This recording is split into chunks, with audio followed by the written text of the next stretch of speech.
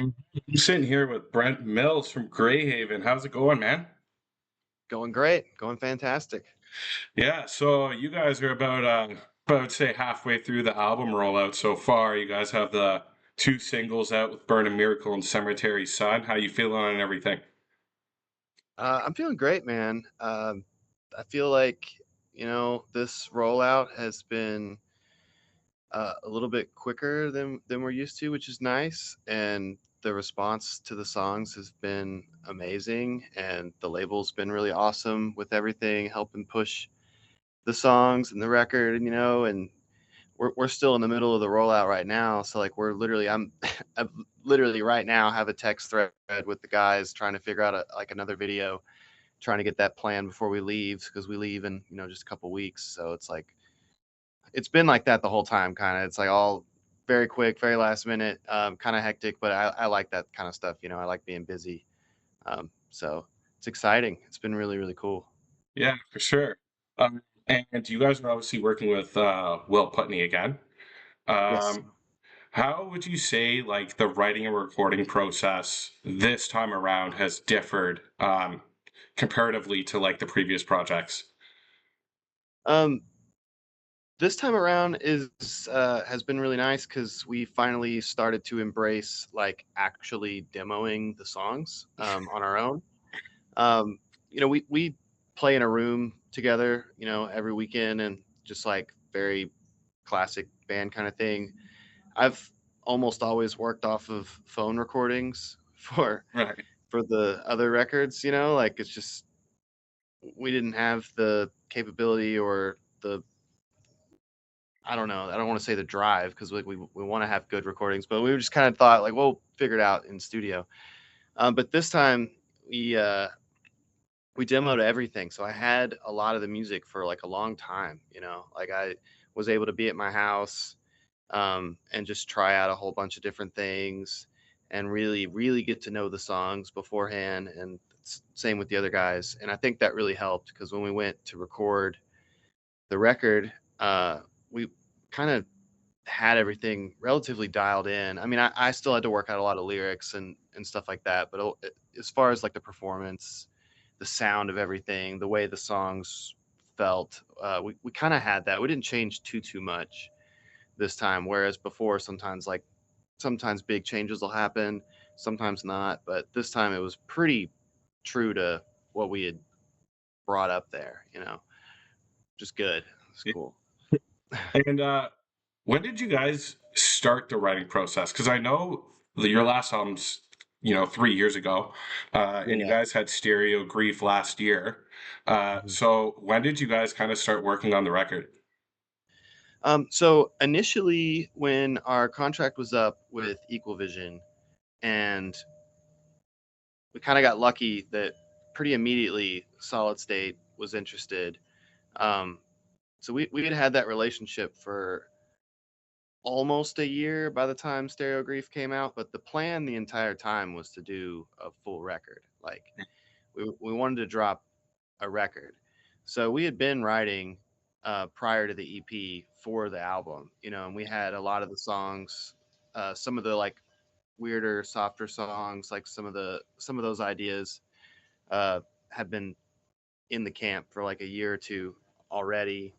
Um, but it just kind of worked out where we had shopped around different producers and it just really wasn't landing the right way. And because Will was like booked, we knew that Yeah. from the beginning. We were kind of like, all right, well, we're not going to be able to work with Will. Let's try to figure out where we're going to go. And then a conversation happened, and Will was like, wait, why am I not doing the record? And us and our manager Tom were both like, you're busy. Like you told us your schedule is like crazy. Um, and so around December, when we did Stereo Grief, he was like, I'll make it work.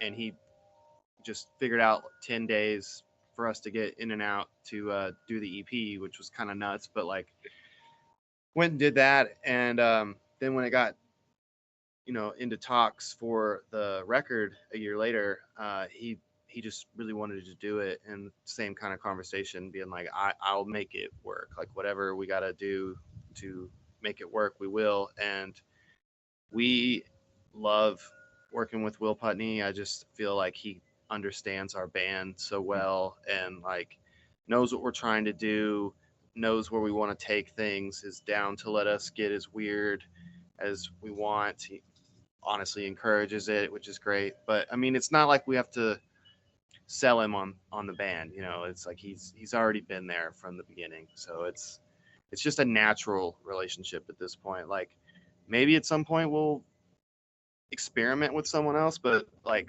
for the most part, like that's our guy. Sure.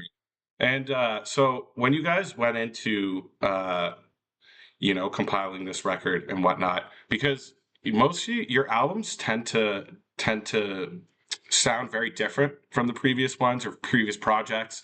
And so when you guys went into planning this one and writing this one, what kind of like influences did you guys want to like explore with on the new record? Yeah, so I feel like every record that we do, when we start writing for it, the intention is to take like the scope of our music, the heavy, the soft, the melodic, and just broaden it out. You know, try to take every avenue further than we did before. You know, we kind of joke around like we're gonna write like the softest, poppiest song we can, and then the heaviest, like most disgusting song we can, and just bridge that gap. You know, um, and I feel like we set ourselves up from the very beginning with our first record that like it's not unexpected for us to go wherever we want to go. So we're kind of fortunate in that it's not like a weird left turn for us to kind of do whatever we want.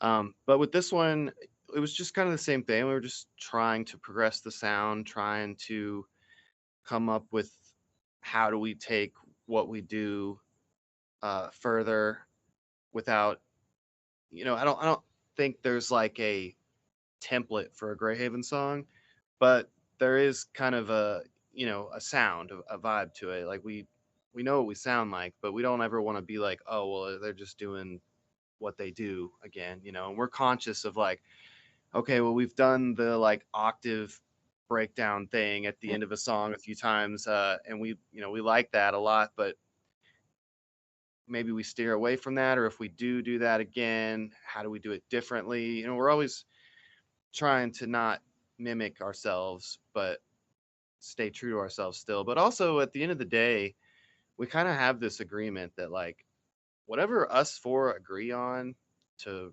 write, and if we're cool with calling that a Greyhaven song, then that's what we sound like. Like there's a couple songs that we tried out for this record. Two of them ended up on the record, which I'm really happy with, but like stuff that I just brought to the table that I had been just messing around with at my house, and then it turning into a full like song. So naturally that sounds very different than us four like starting from scratch in a basement. But I was stoked that like not only were the guys on board with doing stuff like that, but when we showed it to Will, he was immediately like, yeah, let's incorporate this. Like this will be an interesting dynamic and texture to the band that like we haven't done before. And on this album, that was something we heard a lot, is like, oh well, we haven't done this yet. Like we haven't done this like texture yet, or this voicing yet, or maybe I haven't used like that type of voice Right. yet. Like this is all new, so like Right. let's lean into that. And so when you guys were compiling the record or whatever, now did you have an overarching like theme that you were trying to go for, or did that come later, or you know what I mean? Like Oh yeah, lyrically? yeah, definitely lyrically. I I feel like I have this conversation every Yeah. record, and it's a little embarrassing, but like when it comes down to the wire to record vocals, for some reason my brain just like shuts off and is like, great, we're gonna really struggle to get get to the finish line there. Like I feel like I write so often just random stuff, disconnected stuff, not like full-fledged songs really. And I have a lot of ideas, and then I'll demo a lot of just cadences and melodies and stuff. But when it comes time to like really finalize the lyrics, for some reason in studio, it's like just it's a chore for me. So this time we went up in January, recorded the whole thing. We actually went to the UK like in the middle of recording with Will with Better Lovers. Like it was our first time over there, but like that was part of our recording journey, which I think's kind of insane.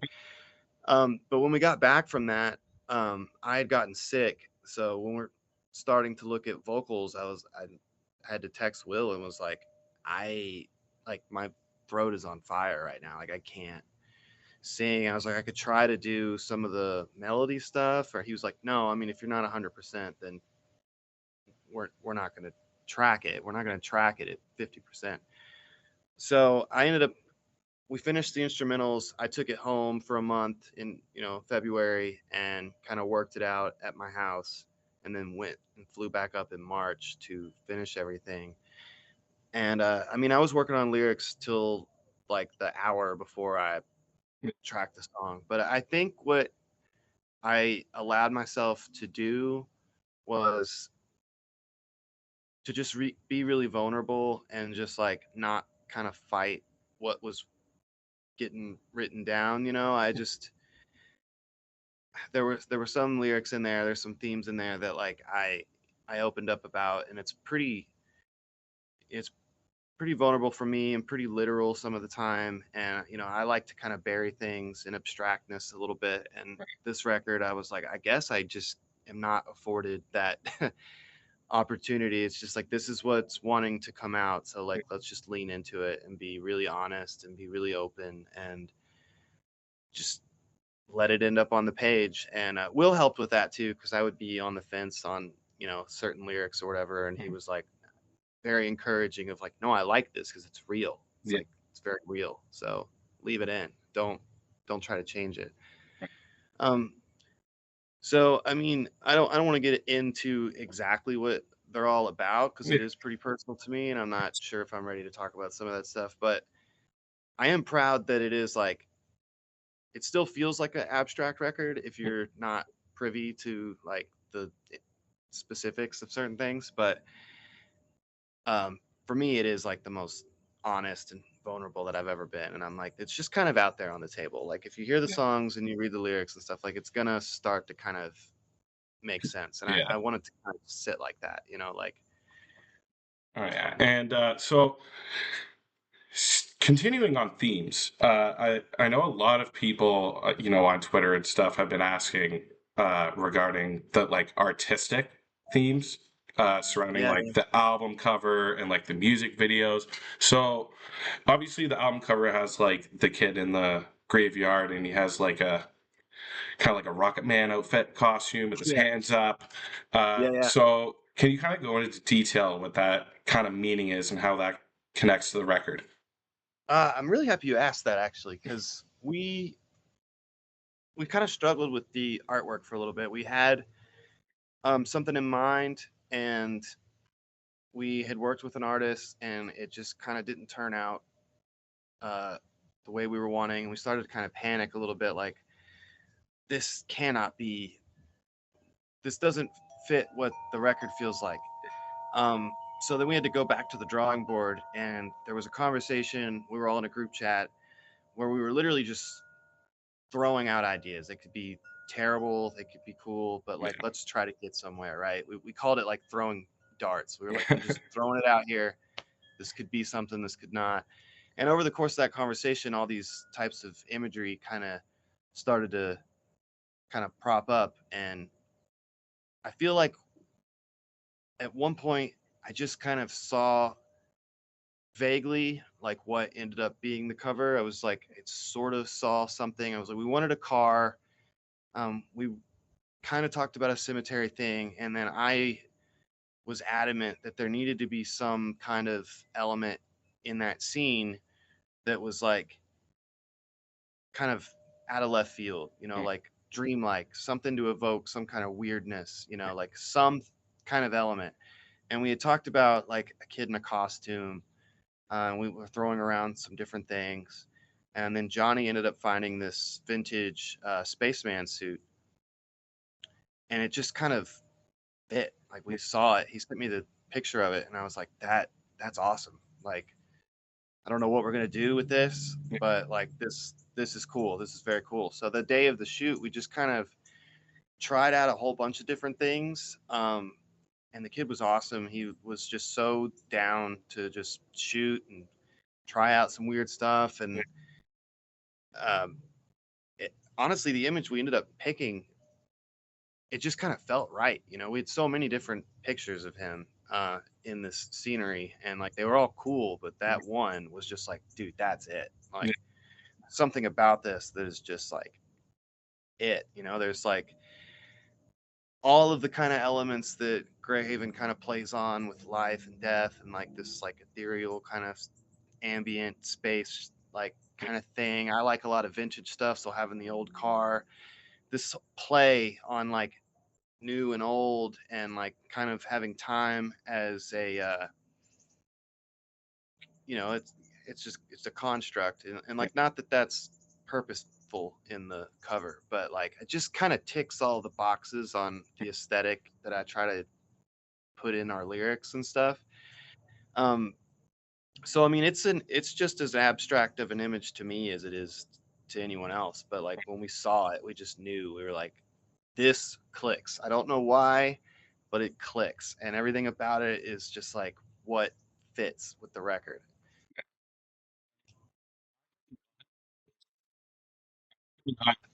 My favorite album I think I covers of the lost. year.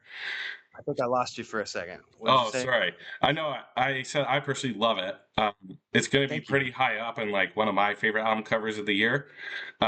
Just because, like, Thank you. you know, with the kid reaching up to the stars, with the graveyard scene behind it, it's very like contrasty, and it's also very clean too, with the Yeah. title right at the top there. Um, so with continuing on with the title, "Keep It Quiet." What was kind of the inspiration for that? So again, we had kind of played around with a bunch of different things. Um, we ran through a couple different titles, and the first track on the record, there's a line that repeats the "Keep It Quiet." Um, and while we were in the conversation of talking about naming the record, you know, I was kind of hell bent on one thing, and it just didn't really stick with the camp, and that's fine. That's like what we, you know, what we're here to find out is like the best idea. Yeah. And then when that got pitched, I was like, okay, I I like this. The more I sat with it, the more I liked it. And then I started to think about, you know, keep it quiet, but I'm being so loud and like open about the things that I needed to, I guess, get off my chest in the record, you know. And you know, a lot of it is like it feels like I was trying to keep this secret, or like I didn't want to let everybody know I was going through this or that, or like, or that this thing or that thing had happened to me. And, you know, it just felt like all this stuff I was really bottling up. And so, I, you know, in a sense, like I wanted to keep all that quiet, but it was so loud in my head. And then it ends up on this album that's so kind of, you know, crazy. And I felt like the juxtaposition um, really worked, and it also is just like nice, short, sweet. Just kind of feels like a good title, you know. But the more I started to unpack like the meaning of it, I was like, no, I really do think this fits really, really well. Like I think it's perfect. So now I'm like really, really happy with it. But we ran through a bunch of different things, and it's just like it. Everybody liked it. Everybody was on board with it, and then yeah, like I said, the more I thought about it, I was like, yeah, this is perfect. It's like the perfect title. Like, It's clean. It's simple. It's to the point, and I feel like a lot of people are gonna, you know, have their own meanings once they unpack the exactly. record That and was stuff. something else. Yeah, that was something else I really liked is that it could. I'm really big on like people consuming our music and artwork, like taking their own interpretations. Yeah, I've heard different interpretations of like our songs and stuff at shows and stuff, and I get way more interested in that than when I am asked about a song or something, and I feel like sometimes I get so anxious in these things that I just Yeah. kind of overshare and start saying too much, and I'm like, did I just give away the song, or Yeah. did I even like come up with a description or that I even fully buy into? Like I write so abstractly that like it changes moment to moment. So like Mhm. I like when that can be a thing, when it's like you take a meaning from it. Yeah. These experiences are unique to them. Yeah, Um, exactly. and so now, because we have the singles out, so I feel like we talk about those. So when it came to the imagery for the music videos, so like Burn a Miracle, very cool music video. Um, Thank you. both the music videos kind of give me like uh, like 90s style vibes. Uh, but with Burn a Miracle, you obviously have the old guy. You guys are in the room on the TV. What was kind of the I wouldn't say, I mean, inspiration for that, but also the meaning you guys were going for. Yeah, so that song in general, I feel like to the to the point of being so like vulnerable in the record, Mhm. I I was in this place where I was getting really like frustrated about uh our art, our music is so like, unfortunately my lyrics are kind of all about my own personal struggles, and so I was like kind of getting into this place where it's like, well, if I don't unpack all of the like shit feelings that I have, like we don't have music to share. I almost have to be going through this constant state of stuff Yeah. to get this art kind of out of me. And that's not true, but it was a feeling that I was having and wrestling with.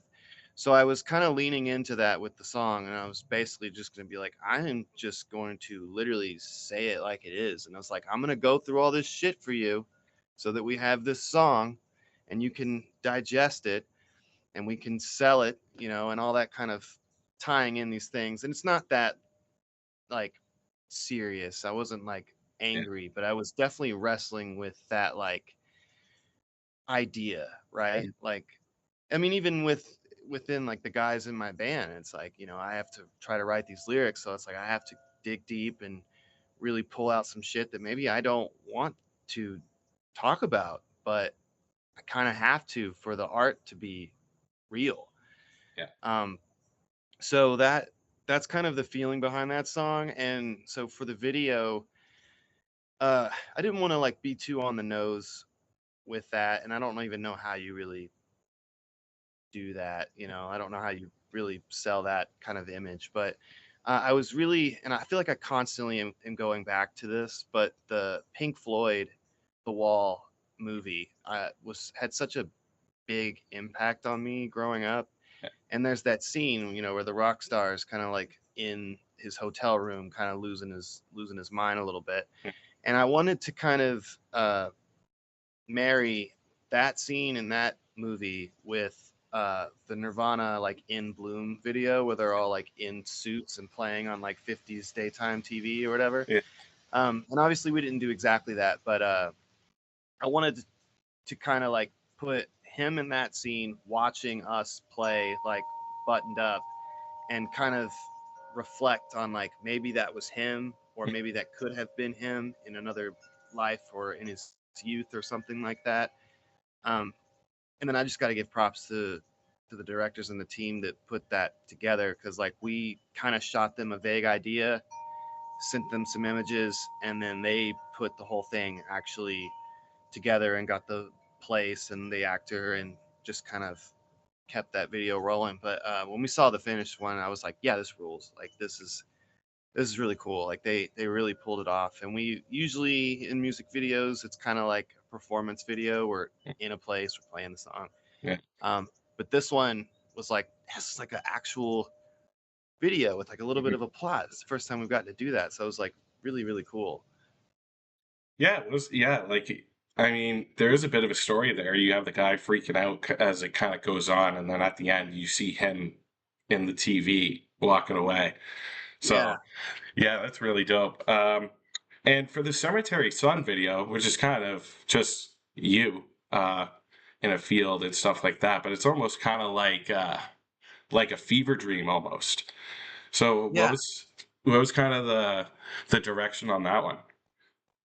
Kind of just that feeling. We just wanted to get kind of that visceral feeling out of it. Like the the video doesn't really rely too much on the lyrics of the song for Hmm. this one. We really just kind of wanted to because it's so bouncy and Yeah, so energetic that like really what we wanted to do was just get a lot of that.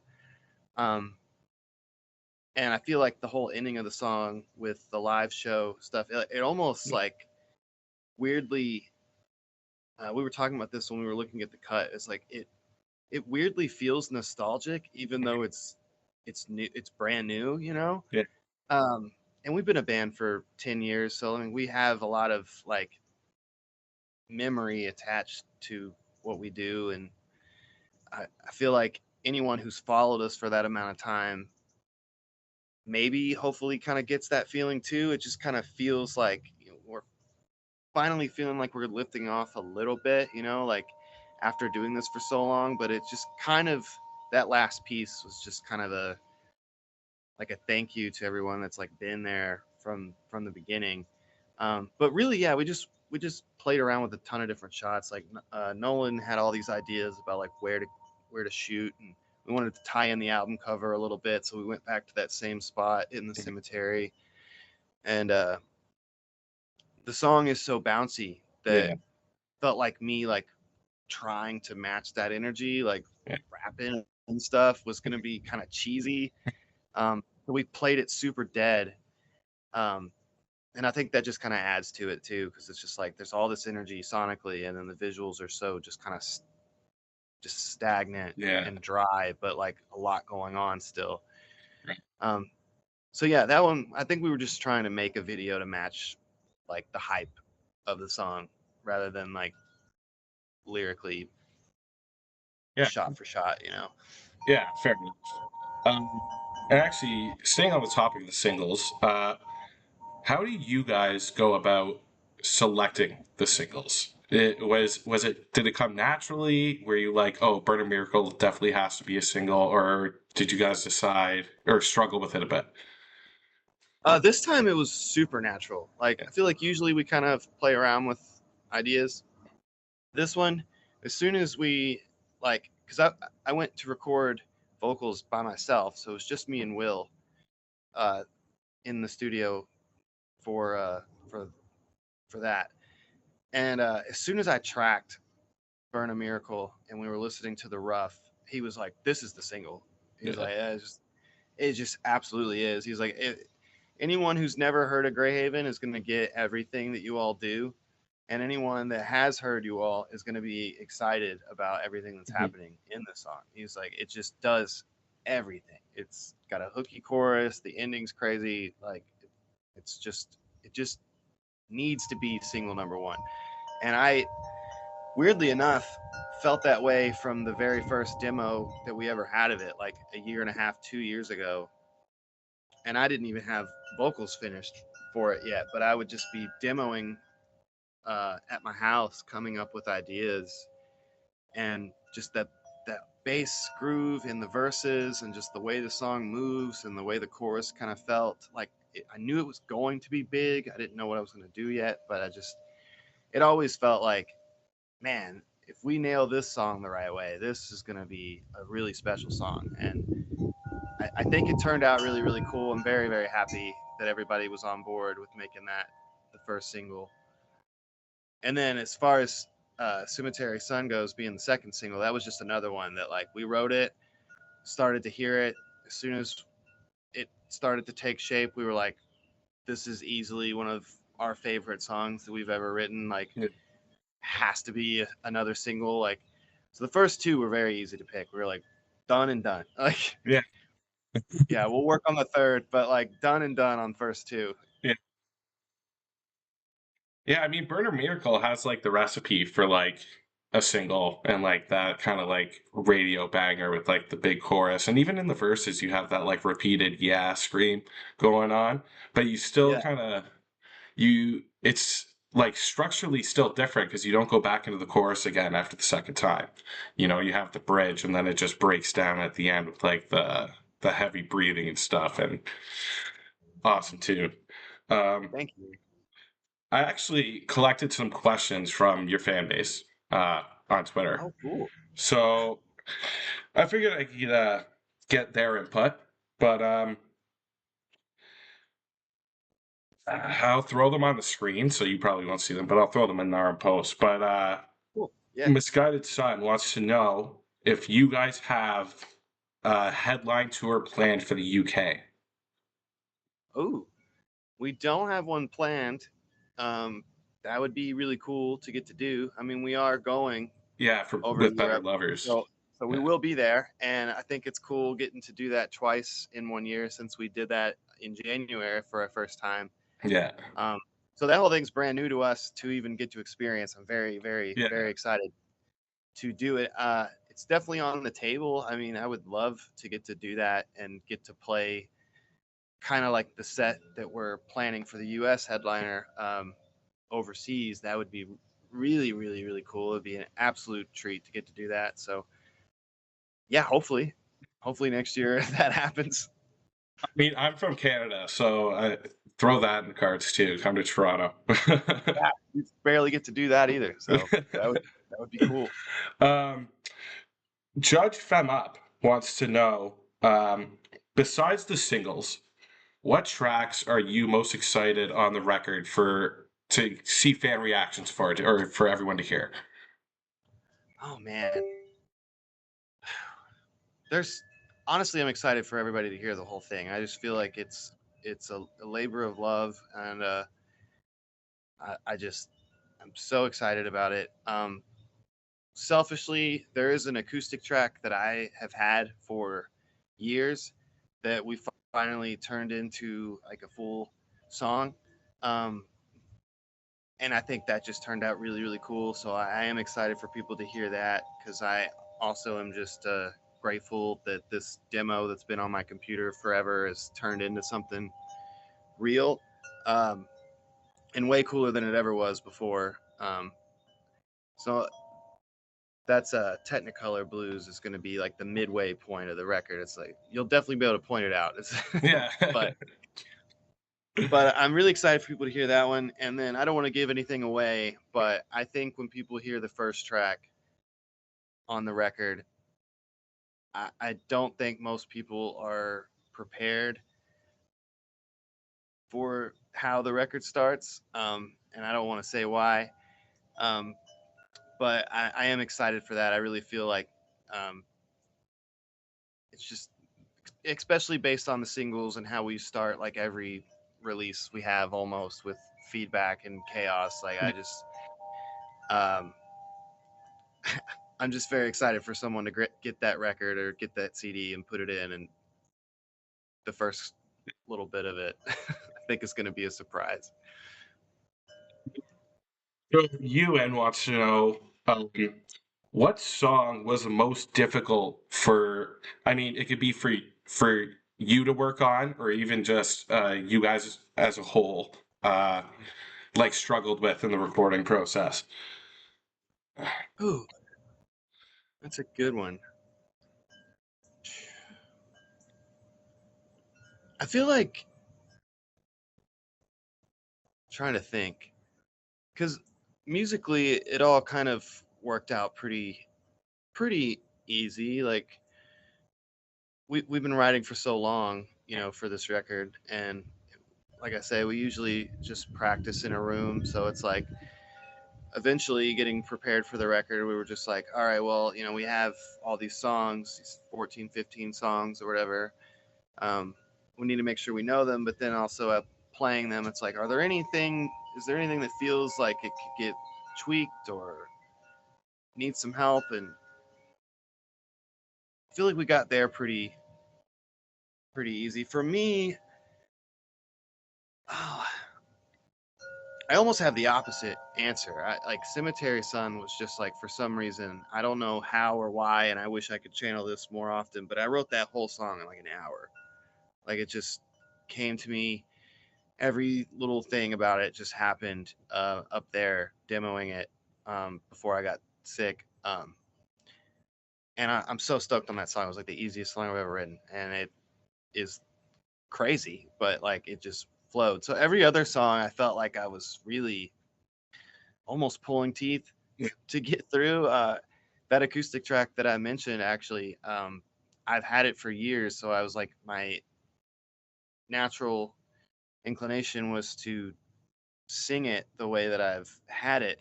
And the song actually ends up not a single note like I've had it for years. So that was a struggle because I had to break my brain away from this song that I've had, but like it ended up way, way cooler than it ever was before. So Yeah. I'm happy about that. And then yeah, Night in October was kind of hard for me to write. There was it to me that song needed to be, because of just what I was going through to write it. The words really needed to be correct, and I was really, really struggling with getting the right words in on that one. But I'm happy. I'm happy with how that one turned out. And actually, Alfie has a really good question. I'm kind of gutted I didn't think of this one. But if you could have written any song by any artist, metal or not, what would it be? Oh man, I feel like there's so many answers I would have because like there's just so many good songs out there. Like goddamn, but I think I know my easy answer. I was just listening to this album last night actually, and so it's maybe informing it. But Heart Shaped Box, easy. I mean, what a song. That's yeah. I wish I would have wrote that. Yeah, Like it's a good pick. That's a good pick. that's a good song. And I'm hoping I pronounce this right, but Louis Metzinger. Actually, I had to include this because he's a sports fan, but he wants to know if you're a Louisville Cardinals fan or, God forbid, a Kentucky Wildcat fan. That's great. Well, I'll play diplomat a little bit here because I am not super sports savvy in general. Um, my dad and my stepdad and my grandpa are all Kentucky fans, though. That is, I do have a Kentucky Wildcats T-shirt, so I might have to lean there. But my grandma and my uncles were all U of L because that's where they went. So Yeah, it's a toss. Honestly, if either one of them are playing, I'm you're watching. if it's on and we're watching sports, I'm gonna order some chicken wings. I'm gonna Yeah. watch it. And I I'm gonna mean, root for one of them. If it's them against each other, I'm just yeah, stoked to tough watch. To be go. honest. Yeah, I mean, I'm the same way. Like, my brother's a huge hockey fan, so like he's like Yeah, a Leafs guy through and through. But like, if the Leafs are on, I'll watch it. But like, I'm not watching every game or like, it's just if it's yeah, on, it's a good vibe. yeah. I mean, I like it. Nick and Ethan are both super. Like they're the sports guys Yeah, in the band, sure. So when we were on tour, and it's like football season, baseball season, even basketball season, like they're watching the games. They're going to a sports bar. They're trying to watch. And I'll usually tag along because I like the energy, yeah. But I it's not It's it's not not what for I you. follow. uh, I mean, I have one more question here. This is going to be from me. Since metal has been really good this year, I mean, it was great last year too. But is there Yeah, any records that are like some of your favorites in 2025? definitely that Cowboys record. Oh, it's Um, incredible. it's incredible. Carson sent it to me a little bit before it had been out, Yeah, so I knew kind of what people were, you know, prepared to hear. I was very excited for that to drop and have the public reaction to it because it's just great. It's so good. They can get so chaotic and then pull off a song like Lemon, and it's it's perfect. I mean, it makes so much sense for them to be able to do all of that. I know Converge is in the studio right now, so I want to definitely see what happens with that. And then also, yeah, the Heavy Lolo record that came out is really good too. That's awesome. You know, I didn't know that band super well, like when they were like more active back in the day. But Nick was a huge Heavy Lolo fan, and when that record dropped, he was like, "You have to hear this right now." And we listened to it in the van, and I was like, "Holy shit!" So that's probably my picks. See, what's that one called? Oh, I forget what it's called. Or what's the band name? Heavy Lolo. Heavy Lolo? I'm gonna Yeah. write that Oh down. man, yeah, I'm check not them. familiar. I'm not familiar. So They're pretty bizarre. We saw them actually in town recently, like a month or so ago, and it was just, it's called Pain Olympics. Pain I just looked it Olympics? up. Okay. Yeah. But like their music on record is cool and I get it, but like Yeah. seeing it live, I was like, oh wow, Yeah. this is so much more visceral in person. Which I mean, I get definitely is the point, right? Yeah. But like it just really, I'd already liked it. You know, I was already a fan. I was into it. But seeing it live, I was like, I'm sold, man. Like this is so cool. Awesome, man. Well, I won't keep you too long, so I think we could wrap it up here. Is there anything that you'd like to say before I let you go? I just hope that everybody overseas comes out to see us with Better Lovers and 68. We've been out with both those bands before and done stuff with those bands before, so it's literally going to be a group of just homies hanging out Yeah. in Europe for a month. I cannot wait, but I know these shows are going to be a lot of fun. So yeah, roll out for that. You know, there's a lot of places we've never been, so if you've been waiting to see us, like please do. And then we'll be home for like 2 weeks, and then we shove off for the US headliner. And please everybody come out to that as well. Like we've been opening tours for the last few years. We've been playing like 20-25 minute sets, and we got like over an hour's worth of music this time. So like if you've wanted to hear something, odds are we're playing it. And I'm really excited about it. You know, we went through the whole set the other day, and it's, you know, it's a trip. I'm pretty excited about it, but this is our first time getting to do that. So we need all the support we can get. Please come out, buy tickets, come to the shows. Feel going from like adjusting from like a 25-minute set to a full set. Yeah, I'm excited, but it's a lot of screaming. Yeah. It's a lot of Hard screaming on to do. vocals.